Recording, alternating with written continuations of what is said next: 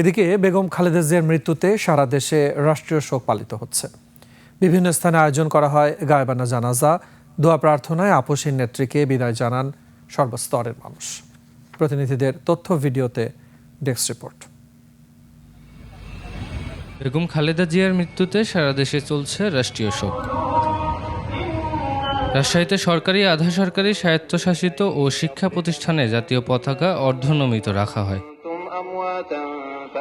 জোহরের নামাজের পর রাজশাহী বিশ্ববিদ্যালয়ের কেন্দ্রীয় মসজিদ চত্বরে হয় গায়বানা জানাজা। দেশের প্রতি তার যে কমিটমেন্ট, হাজারবার তার সুযোগ এসছে, কিন্তু তিনি একটিবারের জন্য দেশের মানুষকে ফেলে রেখে কোথাও যাননি আর কি। তিনি যেতেই পারতেন, তিনি বারবার কম্প্রোমাইজ করার তার সুযোগ এসেছিল, একটিবারের জন্য তিনি কম্প্রোমাইজ করেননি। সাধারণ ছুটি থাকায় চট্টগ্রামে অফিস, আদালত ও দোকানপাট বন্ধ ছিল।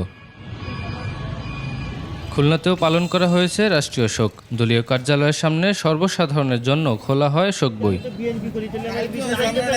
দুপুরে চাঁদপুরে গায়বানা জানাজায় বিএনপি, জামায়াত, বৈষম্য বিরোধী ছাত্র আন্দোলন, ইসলামী আন্দোলন বাংলাদেশ, এনসিপি সহ বিভিন্ন রাজনৈতিক দলের নেতারা অংশ নেন।